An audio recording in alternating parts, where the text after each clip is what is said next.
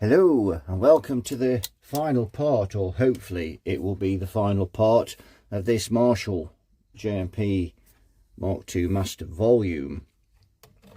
As you remember, in the last part we'd restored this board after Billy Bodger had swaged it in the most vehement manner. So I've cleaned out the chassis now, got all the mess out of there, and we're going to put this board back in. But before we do that, I'm going to fit the electrolytics while I've got this amp in bits, and I'm just going to drop a nut on there to hold on to that, then we can turn it over. So we're going to drop the cap out that's under the board, and I'm going to drop these two caps out. And I've got these F&Ts here, which came from Modulus Amplification up in Scotland.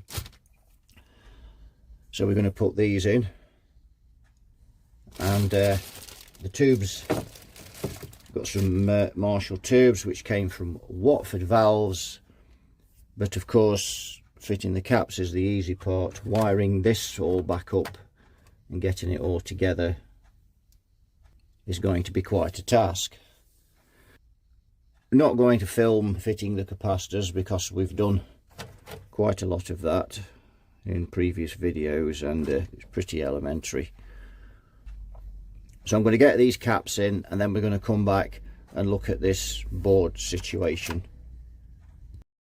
Right, we've got the caps in. You can see here, here and here, and I've also changed those bolts in the transformer, and that was, you'd think, oh, that'll be a simple job. One of them, he must have hammered it in there.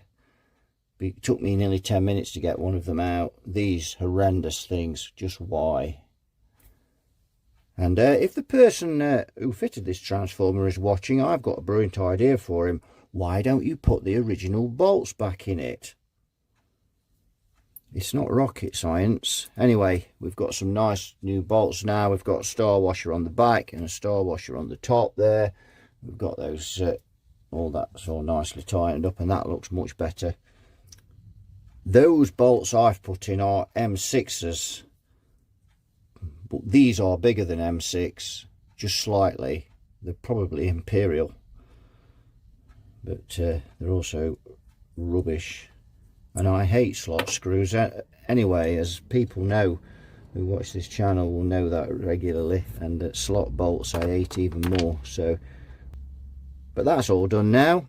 We've had to take, you can see I've got the standby switch slightly out while I was tightening that up, and that needed to come out anyway because they'd obviously remove the wires to get the transformer out. Well, they'd have to, wouldn't they, because of the standby. So I'm going to clean those off now, and you can see that again here where the wires have all melted, where they've just used too hot iron on that. What I can't understand with this transformer as well, and if you look here, it looks like they've spliced the wires. So if it was brand new, why would you splice the wires? So I'm not really sure what's gone off there, but the 3 wires have definitely been spliced by the look of it there, because they've got heat shrink on them.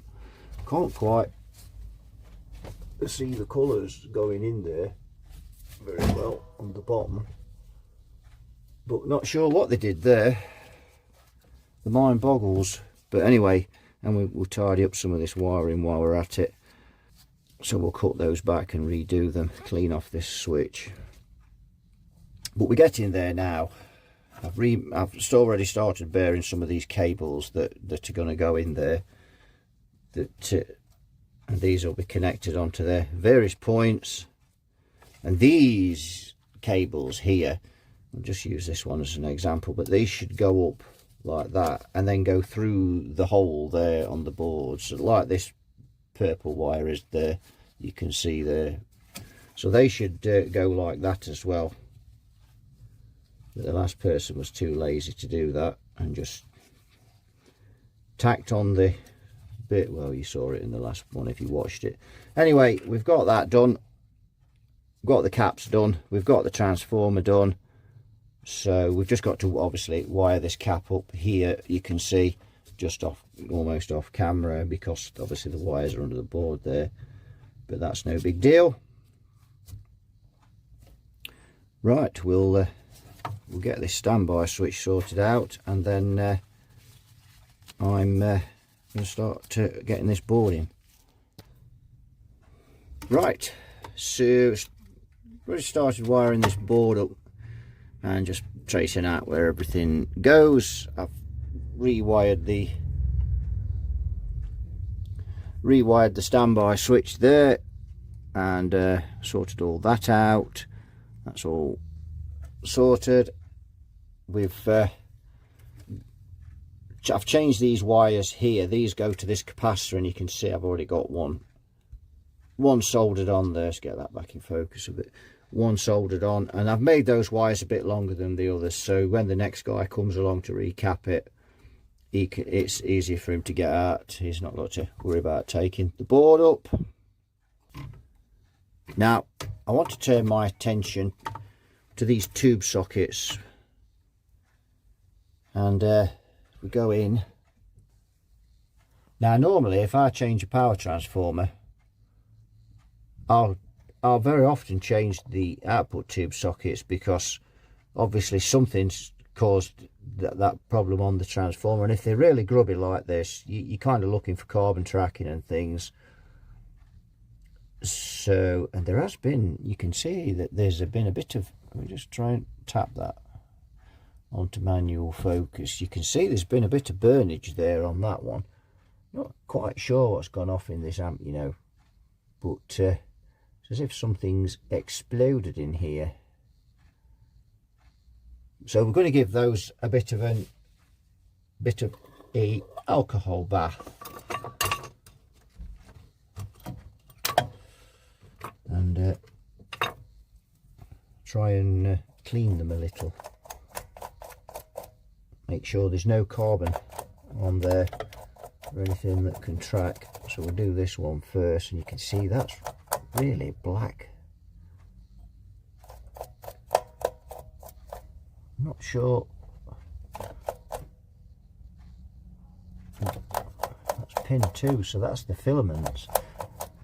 So it looks like it's flashed over it there. Then maybe that's what popped the transformer, you know, because that is terrible. So that's the plate wire.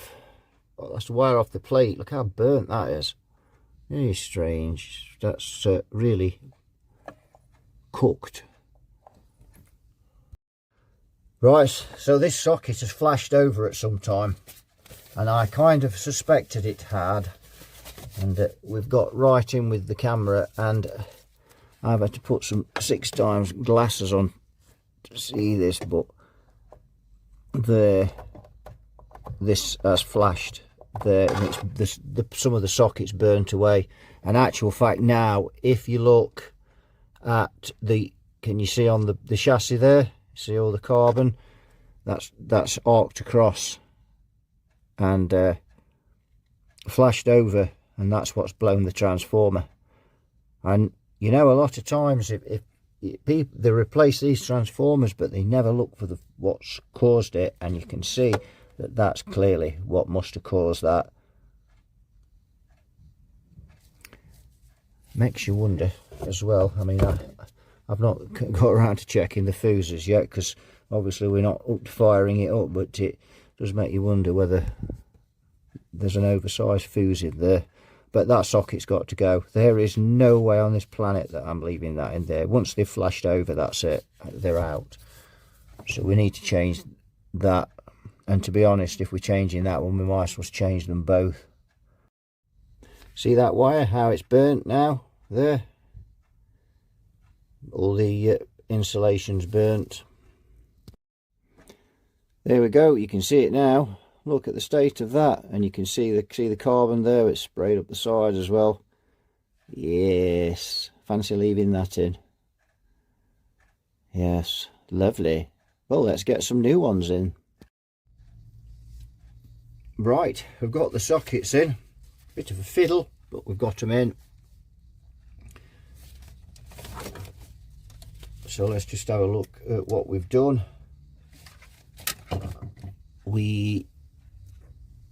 I've got these screen resistors on there now. These are 1K.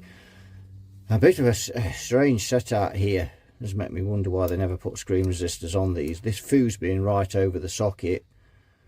So normally you pull these outwards from the socket, but obviously if I'd have done that, it's been under the board, which obviously then is just the heat from it, because these do get quite hot when the amp's cranked, and we probably won't do the board any good. Pull it that way, well, it's there, right over the socket, so I've kind of put it there, tilted it. It's about the only thing I could do with that, really. But it's in new sockets now, and we've just got the grids to wire up, which obviously from when we get the board in, and they need some grid stoppers on. No grid stoppers on it as well, so we need to get those on. 5.6K is what Marshall normally have on, so we'll be putting some of those on because it doesn't have any, and I've got some of those. Keep those in stock. So yes, now I can get on to wiring this board. I've tidied this wiring up a little bit here, shortened the filament wires from the transformer, twisted them, threaded them underneath so it's out of the way. This wire, this extra tapping on here, which is probably 110 volts, I've moved across here and put in the corner out of the way. So yeah, we're all looking pretty good on that front now. Still doesn't, I mean, it is what it is. It's a 50-year-old amp. It can go on forever more. So, but that's nice and tidy now. The bolts are in the transformer. That's all nice and neat. We've got the electrolytics in there, tube sockets, screen resistors. It's all looking good. So now we're going to get on and wire this board up, and then get those grid stoppers on, and then we've got these sockets, this inputs to sort out because they've been messed about with. We've got that grid stopper to put on here. Not quite sure what they've done on there yet, but we need to have a look at that.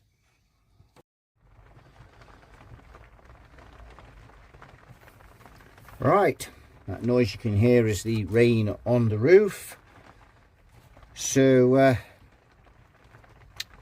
got all the wires in now, and I've had to replace some of them because Billy Bodger had burnt them with the soldering iron.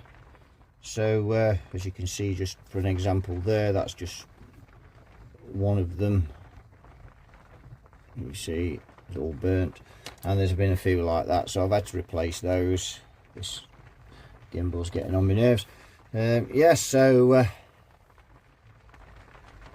didn't get back on this till about 2 o'clock in the afternoon. I had to take Pink to the vets. She's had some antibiotics, and I took the dog to the dog groomers before that, and he's come back and he smells like a tart's handbag. He's had a lot of fur cut off and things because he looked like a 70s hippie. So I've got my dad up here, and it's been a very busy morning.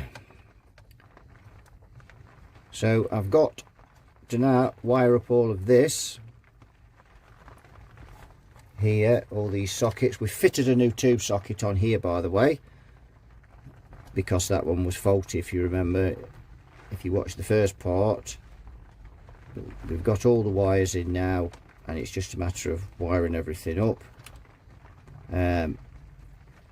I bust one of the speaker sockets, putting that socket in there, so I've got one to replace that, because I'm a plank. It happens now and again, so that got damaged, so I've had to replace it. But that's no big deal. We can put that on when we've wired the socket. We've wired the filaments on the socket. We've just got to wire the plates and whatever else. That's the phase inverter. So that's where we are with this, and it's been a lot of work because, as I say, been a lot of damage done in this amp. A lot of damage. We've fitted the new tube sockets, and we've got screen resistors on. Got the 5.6Ks here ready to go on the grids. because that's come off again, wires off the board. Right, so we've started wiring this amp up now, and we've had to wire the input sockets, rewire those because they'd all been messed about with. So we've got that, most of that, well, we've got all of that right now, and I'll show you where we've got to. So if we have a look at this schematic, I'm just going to have to alter the light a bit, but we can see this here. So we're going to look at this and then compare it to what we've actually got in the amp. So we're coming in here with the guitar, and we're going through into pin 2, the grid. Now you can see the 68k grid stopper there.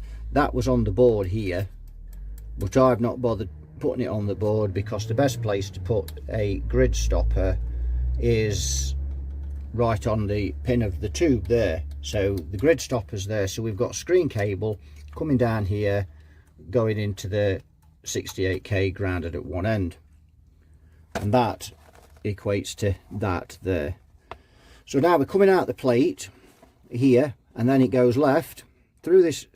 I can put some arrows on so you could see what we're doing. So now we've got 22 nanofarad cap, and then it goes up here to this jack socket here, and then goes on that way. So let's look at that. So pin 2 is here, and we come out of this and go into this cap here with this. There's the plate resistor. We come through this 22 cap, and you can see if we follow this trace down here, we come to this wire here, and this wires on to the socket there. So now this is from the high gain socket, by the way, and I'll explain the difference. So if we equate that on here, so we've come through the 22 there. There's the plate resistor.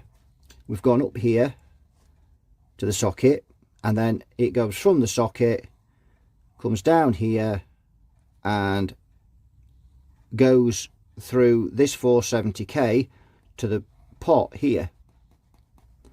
So let's look at that. So we've come through here, and you can see there where we're connected. Here's the 470k, look, with the 500 pico, 470, 500 pico over it, and then it goes to the pot here. This is the preamp volume pot. Goes to there, then it goes through the wiper here, and then it goes down through here and goes into the second stage. So if we look on here again, we'll just have a look on here. So we've come across here from the socket. There's the 470k, and there's the 470 pico bypassing the cap, passing the highs.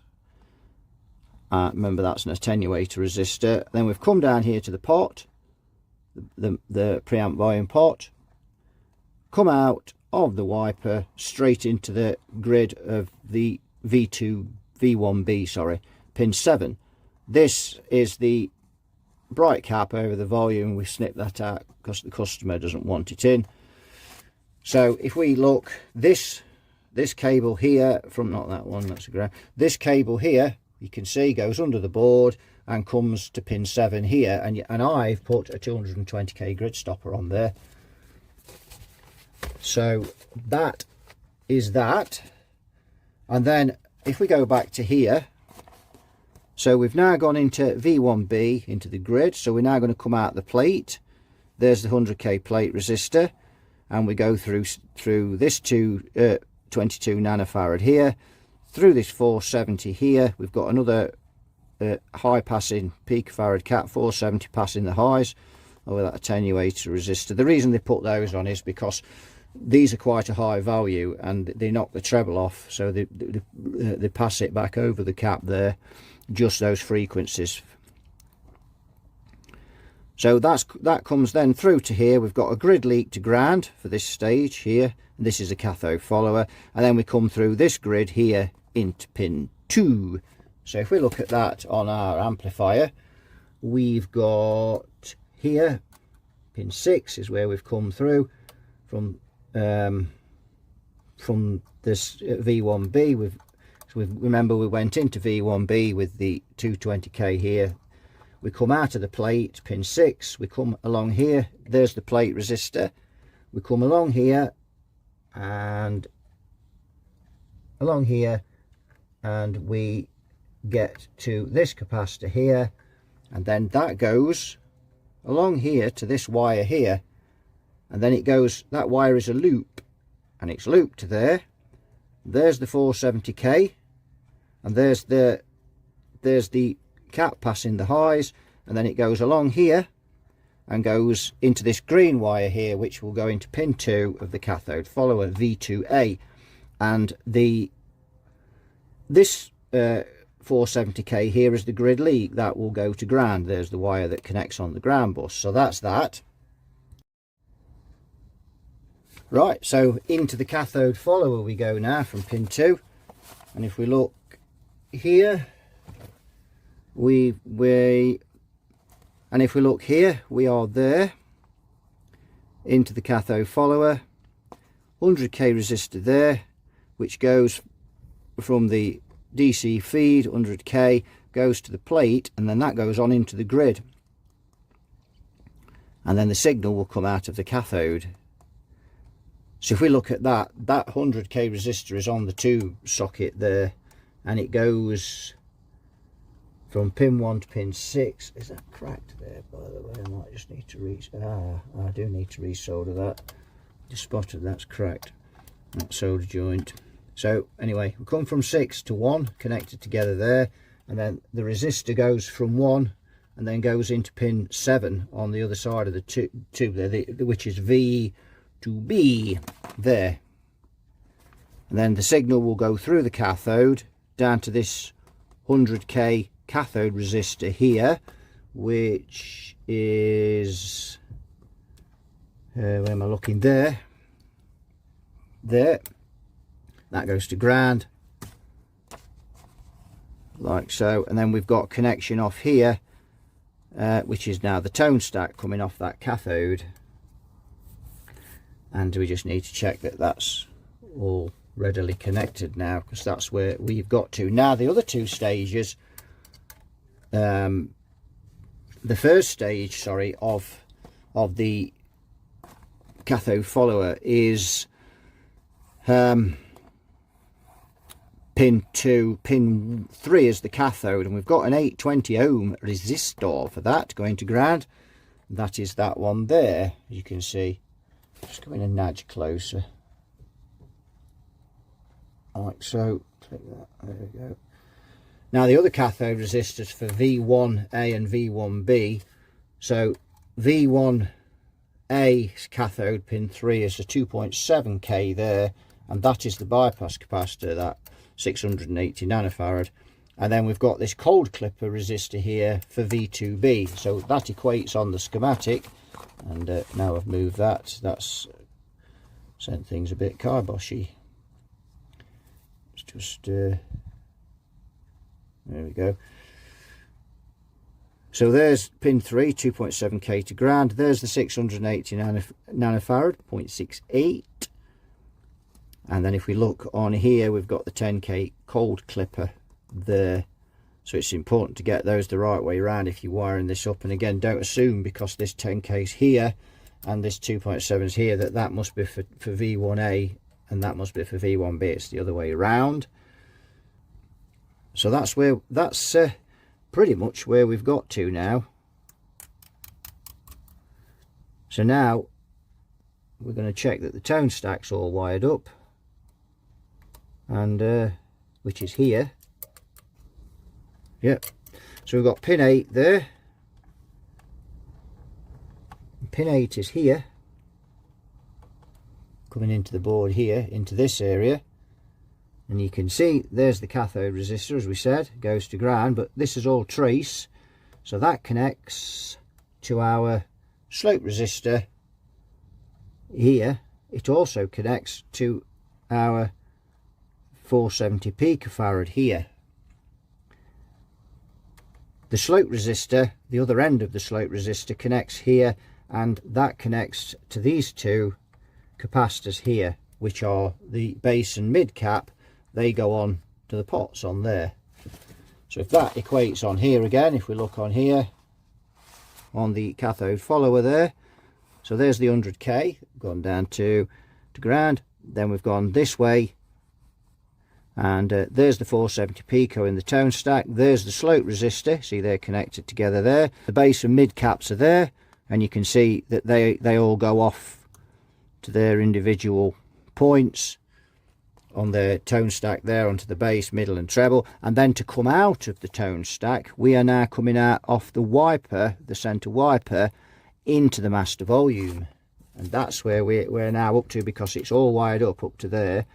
So we're going to be coming out of the treble pot, and the treble pot is here.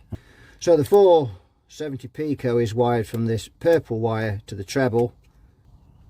So we have to come out of the treble pot here, master volume. Now the master volume is here. Yep, that's right, through there, that there, and then this wire, which will be on the center tap of the master volume, and that on our schematic is here. So you can see the treble comes out there, 220k, goes into the master volume, comes out on the wiper of the master volume, that goes to ground. And you can see on our treble pot here, we've got this wire coming out, going across here where the burnage is, and then the center tap here, there's the ground, center tap here on there, and that goes off to Y, and Y is the phase inverter grid. And if we look here, there's Y, look, pin 2, and that goes into the phase inverter. So now we've moved on to the next stage. So I'm going to replace this wire because that is badly burnt, and then we need a wire from here, which I'm going to do a screened cable again, and I'm going to go down to pin 2 on the phase inverter down there. Right, we've got this all wired up. Strange thing is, put this socket in here and it won't go straight because it's butting up to here, but it's a Cliff Products one, which is the, I've got some of these, so I thought, well, I'll put them in, it's period correct. But that one, I don't know, they look exactly the same, you can't tell them apart, but I don't know what that's about. So I've not left that like that through lasering it, it just won't straighten up. So everything's wired up now. I've got the grounds on here. This black wire here is for the choke. This is screen feed. That's all wired up. There's another ground there wired up. So everything's wired up now. I've got the grids wired up as well on the grid stoppers there, wired up on the output tubes sockets. So this amp now is ready to be fired up, so it will be heading for the test bench, and then we're going to get it fired up. What we're going to do, we're going to fire this up. I'm going to put the preamp tubes in, but not the output tubes, so that just gives me a small draw of current, so I can test down the line on these and make sure that they're all conducting, all these tubes are conducting. But we're not going to put the output tubes in to start off with. Right, it's on the test bench, and I check the fuse. Should be F5 fast blow 500 milliamps, and we've got a slow blow 1 amp in there. So again, you know, it's any wonder that that transformer was blown like Mrs. Blenkinsop's TV, blown, madam. Right, ready to power this up now. So we'll got a low wattage bulb in the current limiter. I'm not going to use the variac. I'll be managed. We'll use the current limiter. Low wattage bulb will be fine for powering up. So we'll plug in and switch on. So it's looking okay. It's got the filaments running there. I've got, as I said, I've got the preamp tubes in, got standby on now, and we've got 217 volts in there.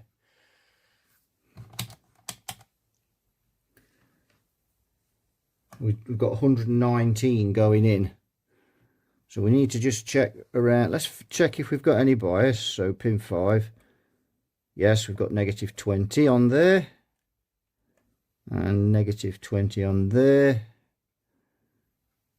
Let's check the screens. Screen voltage on there, screen voltage on there. Plates, yeah, 228 on that plate, 228 on that plate. You can see that on the meter there, so that's good. So let's come down to fatty here. 228, 217, and they only draw a small amount of current. So let's check here on this resistor. 217, 213, 213. We've got power on there, yeah. These plate resistors here on these stages, 208, 191. I left 208 there because they're connected together there. 177, and then if we go to the phase inverter, we've got on 218, 177. Let's have a look at this side. 218, 201. So let's just check that the bias preset will adjust. Yeah, 22. And that's at its hottest point.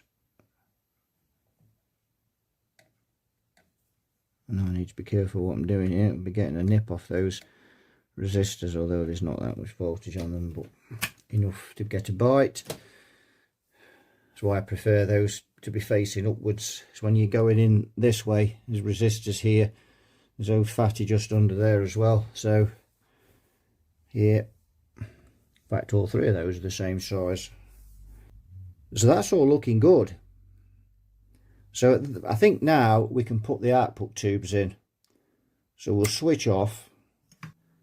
And this is where you have to be careful, because we've not had the output tubes in. There's still 192 volts left in this amp. So you have to be very careful when you're working like this and testing.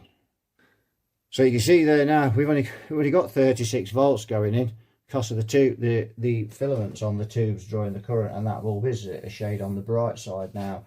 So we're going to go up to a 40 watt bulb. There we go, and that's more like it. And now you can see the voltage coming in there.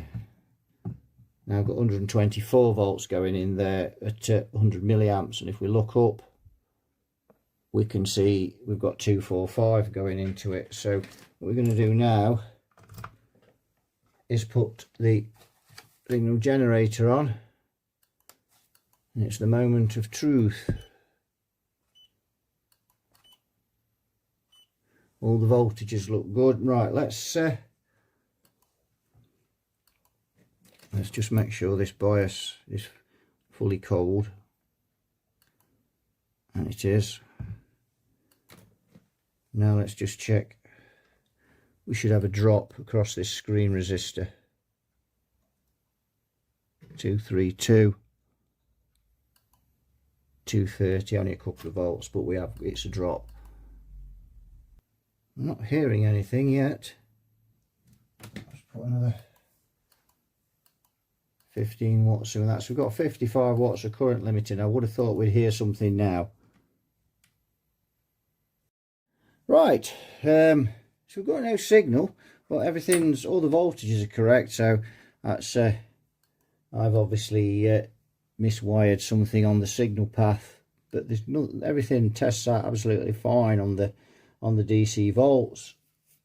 There's no issues at all. We're on a 100 watt bulb now, So we're just going to go up, and just stuck another 60 in with that, and we're going up. We're at 210 milliamps. Voltage is up to about 213 now. We'll just check what we've got on the bias, and we've got -40. So, but the bias is stone cold, remember.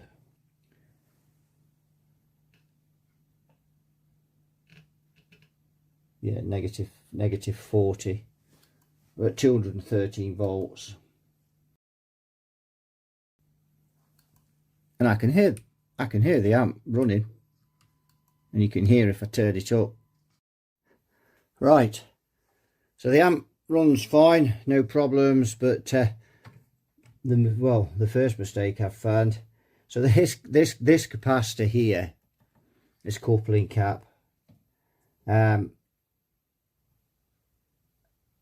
has got, and that was full of glue, that hole there, but I have put this coupling cap from center here to here, and it's wired on the same trace. I should have put it in this hole and then to here. So I actually got that the wrong way around, and that's what's wrong. I just found that just did some tracing and found that. So I've just got to swap that cap over to there. But yes, so I've also had to drill that you can just about see the hole there. I've had to drill that hole out. We just go in a bit. Manual focus. So yes, here you might be able to see because I put the torch under it just to as well, shows you. So if I pop the torch under there, so you can see along here, and it is switched off and the caps are drained. So we're going along here, but the cap is soldered into that trace. That trace finishes there, and I've soldered it into that side where this trace here is coming out from the plate, and it should have gone in there and then into that trace, and that would then decouple to come into this stage. So that's what I've done wrong. Plank moment. That's but we've only had 2 plank moments on this one so far. I don't know, I can't remember what the first one was, but yes, that is a bit of a plank moment. But I think if I undo that ground there, I should be able to get this up high enough and just move that over. Shouldn't be no big deal. Right, it's up and running now. We've got it running, and I've had the guitar through it, just a bit of a blast, and it's quite sweet. There's still a few things to sort out on this amp, little things. This presence control's just going round and round, so I need to just sort that out, and the mid control knob goes round as well, although it does turn the pot as well, so that just needs sorting out. There's a cap to glue on one of these pots, that the silver caps, that's you can see there's one missing. I've got that, it fell off while I was working on it, just dropped off. In fact, it fell off before we were working on it. So there's that, and I want to just do that wire again. I'm just not happy with that. It looks a mess. It's on secure, but I'm going to redo that. Just don't like the look of that. Cut some of that grubby wire away. But the nuts are back on the board now. Board is down, and it's most splendiferous. We're on the night shift now, trying to get this going. It's now 25 to 11 at night. Look at these beautiful boxes that these tubes have come in. They're awesome, absolutely awesome. Those, they come from Watford Valves. Orion radio. Right, we'll switch on, and I've just got the current limiter on while we put these new tubes in, because we don't, they could have got damaged in transit or anything. So let's just see what's on the bias, because we can do that while it's on standby. We're at -38, so we can go colder than that. Right, that should be fully cold, so I should expect to see something in the region of, and if we pop this here, let's just check so we should have in the 40s.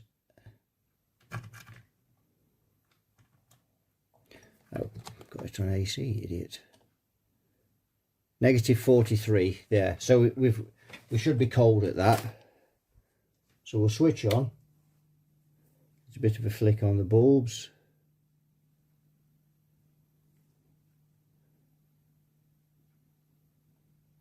We've got 427 volts, but remember we've got 150 watt bulb in there. So just now we've got 300 watts of bulbs, so we're at 443. Got 234 going into it. So let's go off the current limiter, and we've got 450 volts. Now when those last set of tubes, when I biased them, we'd got 441, so we know these tubes are running cold like that. So looking for about 1.4 volts ish, I think.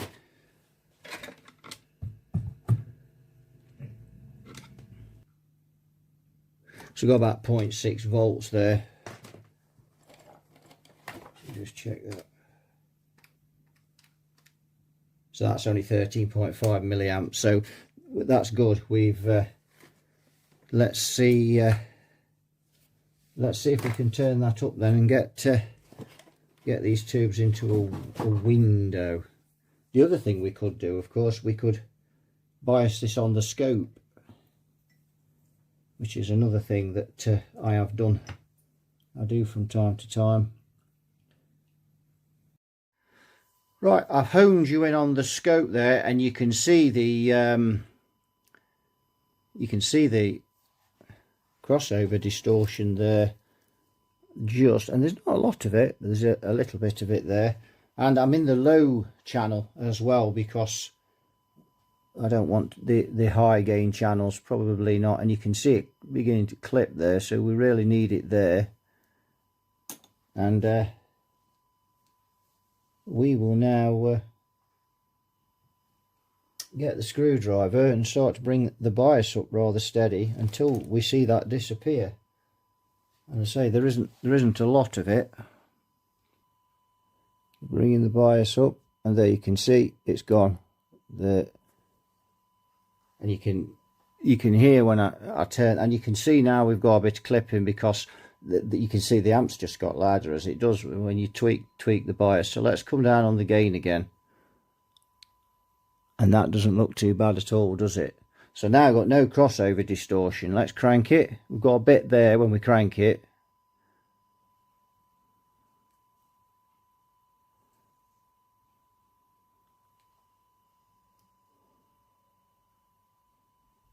So let's check the bias again and see where we're at. I'll just do the bias, and then we'll see where we're at. So where we got that set, 11.2 watts on the tube. So let's go up a bit more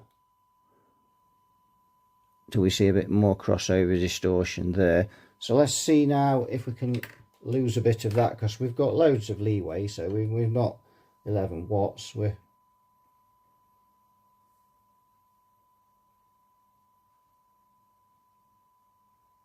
probably find, and there we go, look. So we've cleared that. Now let's see where the bias is. 1.88. Now I fear that's a bit too high. Divide by 44.4 equals, that's 42 milliamps. That is too high. That is a little bit too high. And let's just check the plate volts. 18.3. So just gone over there, and that you can see that had cleared some of that crossover distortion. This is why some people who crank these amps loud, and I think Angus Young was one of them, they crank them up like that and then get the crossover distortion out, run the tubes hot. Well, they can afford to do that, can't they? Because they can have a new set of tubes in every month, every week, even if they want, with the money they've got. So, and we're not in that position, so we're not going to thrash this amp like that. So we're going to bring that down now. So you can see really the benefit of having them at 70%, because once you start to turn this amp up, you'll get, the hotter the tubes are, the less crossover distortion you get, the higher you go with the volume. That's 1.63 now, and I think that's still a little bit too much, but 1.63 divided by 44.4, that's, oh, I don't know, that's 36 milliamps. 16 watts that is now, so yes, so that's at 16 watts. Let's just see what we've got now at 16 watts. Let's start,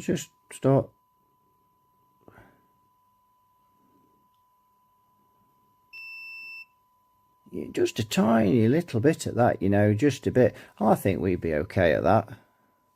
We got, yeah, 16 watts on the nose, just a little bit. If I back the volume off that, I mean the amp's flat out at that. If I back the master off just a gnats, and I'm literally just, that's on 9, and that's cleared it. So you just got a little bit there. And if we go with flat out, so let's take the preamp gain down now, and you can see that's probably, well, you can see that on the camera just a tiny bit. And then if we turn that out, so I think we'll be good at that, you know, at 16 watts.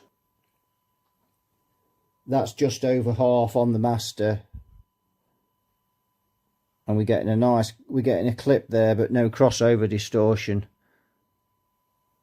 And we can go up, we're just starting to get that now. And again, as the hotter we bias the tubes, the less of that you'll see as you turn it up. But you know, it's just not going to be used at that volume. That's just be blowing your head off at that. So I think that's good at 16 watts. I think I'm going to check the other side now and just see what we've got on the other side. But I think that's a winner. Let's just idle it again, because we can't get an accurate reading if we don't.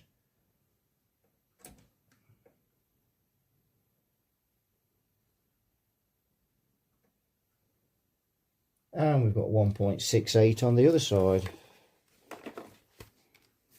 1.68, and we divide that by 43.5 equals 38 milliamps.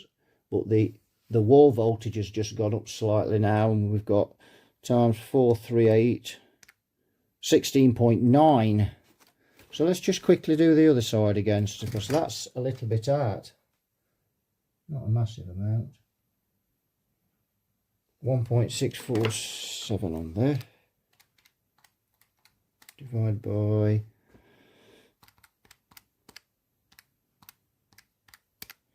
16.2. So they're a little bit out, but there's a little bit of discrepancy on the transformer. Not much, but there's about an ohm. It's not ideal, is it?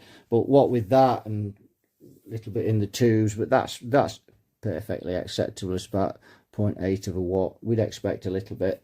That's good enough, and I think we'll leave it at that. I don't think we need to bias this at 70%. So where are we now then with this amp? Well, this amp is now almost finished, and what a job this has been. This came in for a bit of a service, you know, with a crackle, and then we discover all these problems with it. A massive amount of bodgery in there. And we've got this amp now reliable, safe, but there's just the pots and the knobs I need to get secured, because as I say, this presence control's going round. I just need to sort these knobs out, and then, as I said, that orange wire on the speaker there, speaker socket, I'm not happy with that. Back in its case.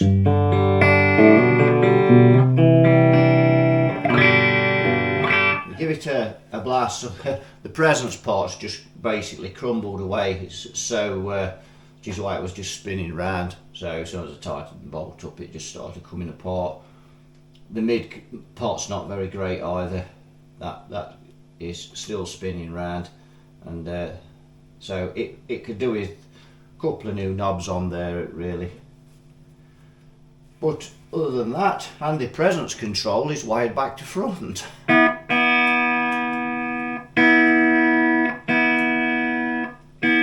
Which must have been done from the factory.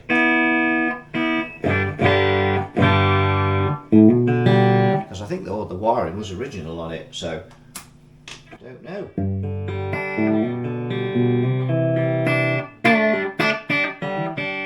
And I didn't disconnect it.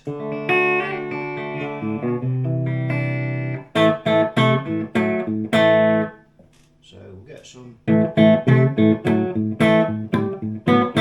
So I'm in the high gain at the moment.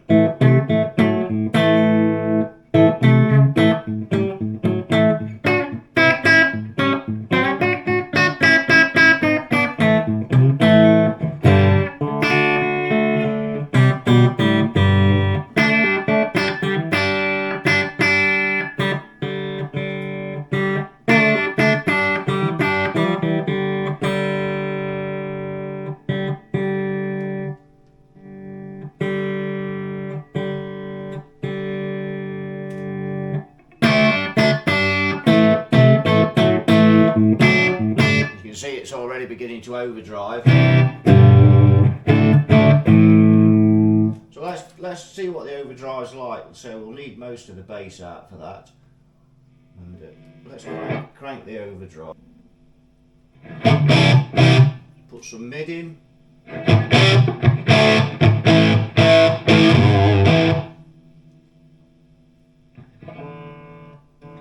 This thing is loud as well. And will be quite a bit louder than a normal Mark II Master Volume Lead 50, because it's got the extra plate volts.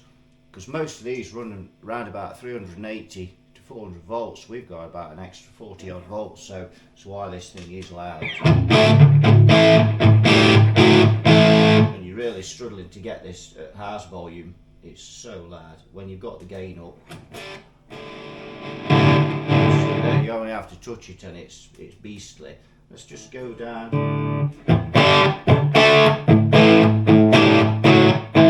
So a bit more of a classic rock tone there. And we go up again. Not all of it, but.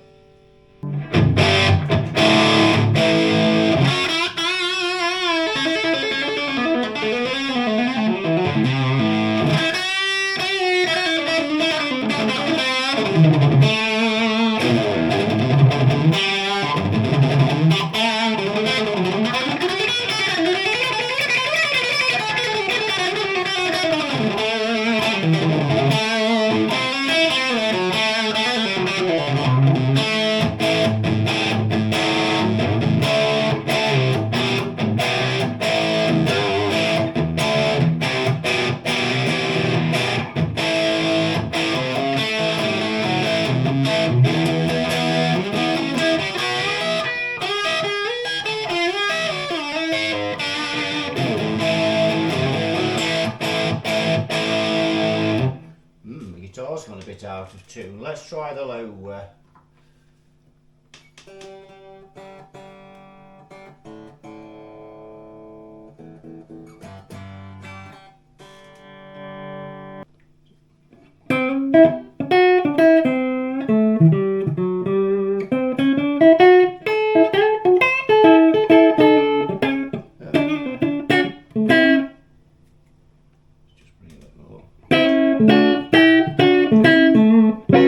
That sounds awesome.